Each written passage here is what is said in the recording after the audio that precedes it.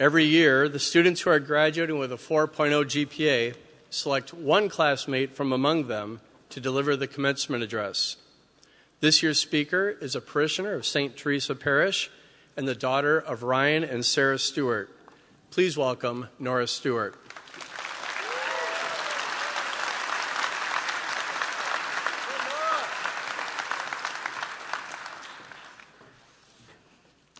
Hello all, my name is Norah Stewart, and I'm extremely honored to stand before you all today to represent the class of 2024. I want to thank Bishop Conley, our administrators, teachers, and staff for supporting us through it all. I also want to thank all the family and friends present here today. Lastly, I want to thank all of my fellow graduates for being such an amazing class and for creating so many unforgettable memories. To quote Hannah Montana, "I'm so thankful for the moments, so glad I got to know you." 4 whole years ago, we walked into the doors of Pius X High School for the first time. There were so many emotions running through us all: nervousness, excitement, or fear of the unknown, and not to mention the fact that we were all wearing masks. We had first impressions of so many with just seeing their eyes and having no idea what facial expression they were really making. You know, you couldn't even tell if that teacher was smiling or glaring at you, but from personal experience, I probably got a few more glares because some might say I'm a bit of a talker in class. I don't really know. But seriously, what a crazy world we live in. Look around you at the leaders we have become. With the help of our campus ministers, we have been able to actually make a huge difference in our school. To start off, after the 3rd Restore this year, we had to move it into the gym because we needed more space. Wanting to grow in your relationship with God really just became normalized. Even a few senior leaders took on the task of leading encounter groups to help freshmen grow in their faith. And even more seniors took the task of leading discipleship groups that met weekly. These efforts truly did not go unnoticed. My discipleship leader told us once that it is called discipleship because we're not supposed to keep what we talk about in these groups to ourselves, but rather spread it to everyone that we encounter. We are called to be disciples and bring others closer to Christ, and I believe that we did an amazing job at that this year. Standing up here, I feel so unfit to act like I have my whole life together to give you all advice. I am in the same shoes as you all. Something I bring to you today is something I need to work on as well. How many of you have said the phrase, "I can't wait"? I think we can all agree that we have said something of the sort many times in our lives. For example, "I can't wait for summer," "I can't wait to graduate," or "I can't wait to hear that psychology teacher tell silly dad jokes in class." Just kidding, I don't think anyone's actually ever said that. But the question I ask you all today is, why can't you wait? What is so important that you're willing to lose out on this moment right now? I feel like a lot of times we get distracted and we aren't truly living in the moment. We use the phrase, "I can't wait" in our daily lives so often. Remember when we said we couldn't wait to be in high school? And look where we are now. We're graduating today. We use the phrase, for the family and friends, loved ones here today. You couldn't wait for us to hear us say like our first words or watch us take our first steps. Or maybe even receive your child's first report card, but maybe not all of us. But looking back, we all have so many amazing memories, some that we cannot wait for and some that we cannot wait to be over. For example, all of those times after all school mess when Mr. Cottle would say, "Hold your applause to the end." Long story short, nobody did. Or all those Friday nights at the football games under the lights. Or the game of Senior Assassin that just never seemed to end. Or the trips to Worlds of Fun or the zoo for our science classes. And for me personally, my AP Environmental Science class, we got to go to a farm. But maybe for the ones that we want to forget, that geometry class that we all took our freshman or sophomore year, or having to wait in that long lunch line on those days we were so hungry because we never cut the line or anything, right? But now those are all just simply memories. These present moments will soon turn into memories. So just live in the moment now. Enjoy the little things of life, and do not forget to appreciate every little second. Enjoy your morning coughing runs, singing along to music in the car, and especially all the time you spend with your family and friends. Let's live in the now. As we go off on our separate paths, some will go far, some will stay close. We will all be on our own journeys. During the next year, each of us will start on our own path. We will encounter many new experiences and people, but one thing I ask of all of you is to stay true to yourself. You will encounter many who push you in the wrong direction, but there will also be people that are amazing and that will stick by you through your whole life. I went on a tech retreat this year, and a lady gave a talk about truly finding herself through being authentically true to her. She quoted the book, The Gifts of Imperfection by Brené Brown. And after my tech, I went home and I read it, and it was truly inspiring. I felt that God was calling me to share this with all of you today. As I was reading, I was struck by this line: authenticity is the daily practice of letting go of who we think we are supposed to be and embracing who we are. I think this is so powerful because even I myself have fallen into the idea of being a people pleaser. The book speaks about how being authentically true to yourself is not always the safe option. Going against the grain usually means there is criticism to follow. But that is okay. God created each of us uniquely and differently. He made us in the image and likeness of himself, and he calls us to be ourselves and trust in him through everything. In Philippians 4, 6-9, Paul advises us, have no anxiety at all, but in everything, by prayer and petition with thanksgiving, make your requests known to God. Then the peace of God that surpasses all understanding will guard your hearts and minds through Christ Jesus. Finally, brothers, whatever is true, whatever is honorable, whatever is just, whatever is pure, whatever is lovely, whatever is gracious, if there is any excellence, if there's anything worthy of praise, think about these things. Keep on doing what you have learned and received and heard and seen in me. Then the God of peace will be with you. This teaches us that we must not have anxiety as we move forward, but rather surrender it to God. Trust that he works in good timing, but seriously, just be yourself because each and every one of you is amazing. To close, in the words of Hannah Montana, I always knew this day would come, with our future in our hands, so many dreams, so many plans. I always knew after all these years, there'd be laughter and there'd be tears. But I never thought I'd walk away with so much joy and so much pain. And it is so hard to say goodbye. Thank you, class of 2024.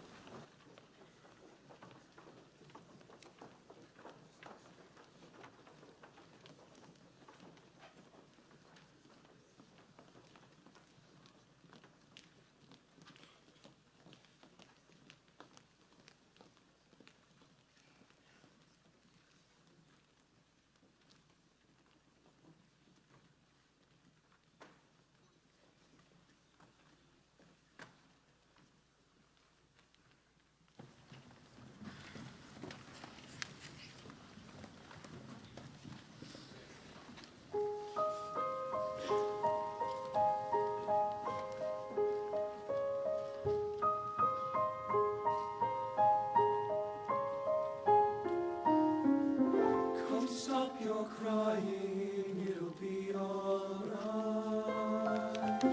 Just take my hand, hold it tight. I will protect you from all around you. I will be here, don't you cry. For one so small, you seem so strong.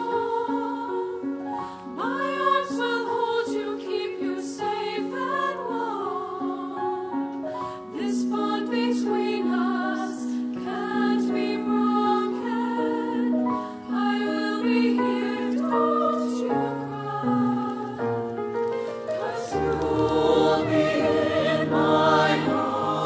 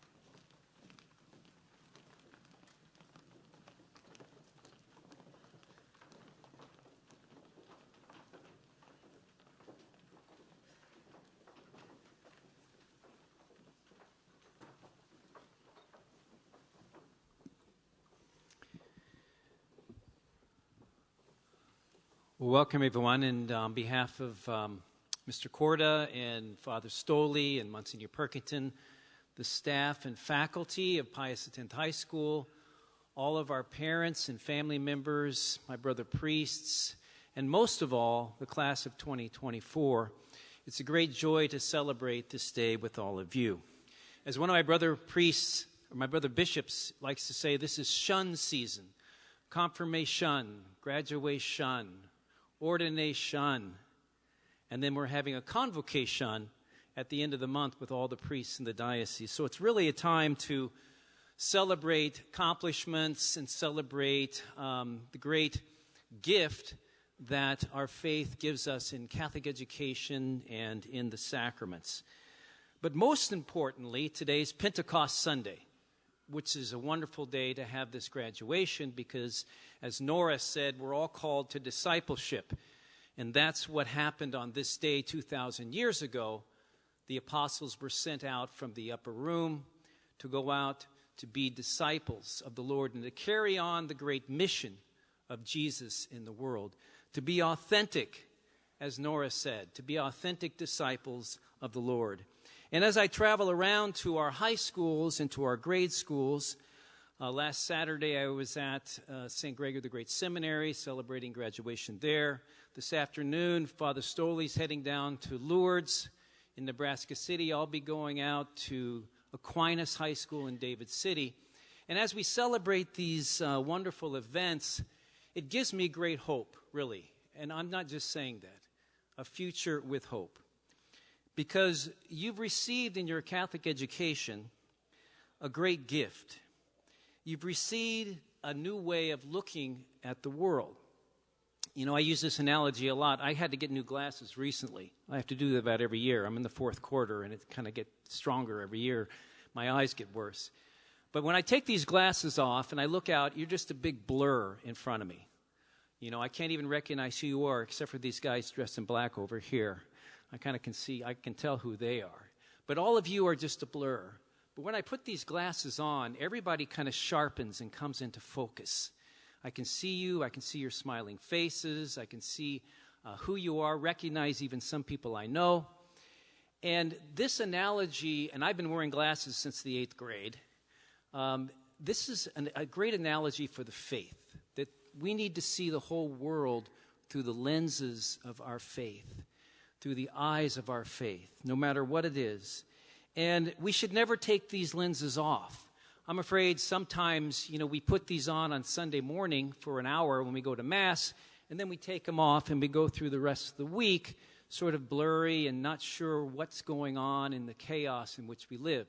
But we can't afford to do that. I could go out and drive a car without these glasses, but look out. It'd be dangerous to me and to you. But when I have the glasses on, I can see clearly. And that's really what our Catholic faith is all about, and that's what Catholic education is all about. It sort of puts everything together into a clear focus. And Catholic education is much more than information transfer. It's about transformation. It's about transformation of the whole person. And we live in a very specialized world. We live in a very disconnected, disintegrated, and a very sort of specialized world where we don't see sort of the integration of one subject to another. And the Catholic approach to education is to see the whole person through a sound Christian anthropology, to see what our end is. You know, what is the joy we're looking for? The truth and goodness and beauty, as Monsignor Perkington said in his opening prayer, that God wants to give to us and share with us. And seeing through the eyes of faith, we're able to do that. On Friday, I published my 4th pastoral letter, A Future with Hope. And it was on mental health and wellness. And in that letter, I share my own journey, which I've shared very transparently with all of you when I took a leave of absence for mental health reasons back in 2020. And I wrote the letter because so many people are struggling with mental health issues. And this is Mental Health Awareness Month, May. And it's not surprising that many of these people are young people and young adults. No wonder we have such a crisis, and I understand that. You receive so much information at such a rapid rate, streamed to you through all different kinds of mediums. How are you to make sense of all this? How are you to put it in order, to see it clearly and coherently? It's no wonder that young people are being overwhelmed with anxiety. I love that the passage Norah quoted from St. Paul, "Be not anxious," because Christ allows us to put things together in a proper order and to see the whole. Monsignor Shea, who spoke at this recent Seek in January, Fellowship of Catholic University Students, said that young people live in a world today that permits everything and forgives nothing. Permits everything and forgives nothing. In other words, the expectations placed upon our young people are often unrealistic, and you're not allowed to make a mistake. And that's a tremendous pressure placed upon you. And that's not true at all. That's a lie. That's a lie.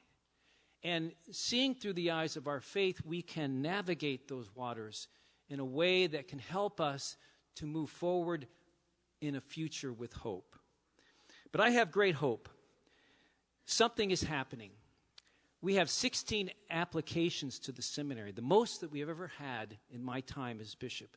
And many of them are graduates from our Catholic high schools, even this high school. 42 college students came into the Catholic Church at the Newman Center this past Easter Vigil. And yesterday, I celebrated the solemnity of profession of a Carmelite nun, a 25-year-old girl who gave her life totally to prayer in the Carmelite vocation here in Valparaiso. It's something is happening, and that's not even to mention the great marriages and families that you come from and raising children in the world today. To see that there's something more to life, the permanent things. That's what a Catholic education does, and that's what seeing through the eyes of faith gives us. I told a group of young people just the other day that I wish I was younger. Like I said, I'm in the fourth quarter. Maybe I've got some overtime. I don't know. But not because I want to live longer, but because I want to see the impact that you are going to make when you reach positions of leadership in 20, 25 years from now. Because, for example, Norah mentioned that the Restore program, the last session a couple of weeks ago, 390 students came and spent 2 hours adoring the Lord in praise and worship. And it's all voluntary. It was so big that they had to move to the gym because the chapel couldn't hold anybody. So something is stirring in the hearts of our young people, and I think it's a desire for something more, something that the world cannot give. The world holds out, what's going to make you happy, and you're seeing, no, that's not going to do it for me. There's got to be something more, and you're searching for something more. So I won't be around probably, but you're going to be facing a world that's not going to be friendlier to Christians. It's not going to be a world that's going to be less secular than the world today. It's going to be more secular. I don't see it going in a different direction. But just like the early church and just like the apostles that were sent out on Pentecost, you're going to bring a joy and a vision of life that's going to be attractive because you're going to be seen through the eyes of your faith. And because of your Catholic education, you're going to be able to make sense of all of this information that's coming at you at an overwhelming speed because you can see it and you can integrate it and you can fit it together. So I do have great hope. And while I said things are not going to get better, you leave today on mission. You leave today fully equipped, fully prepared to face a future with hope. So don't be afraid. Don't be fearful. You're made for these times, and we need you. We need you to lead us forward into the future because it is a future with hope. And so God bless the class of 2024.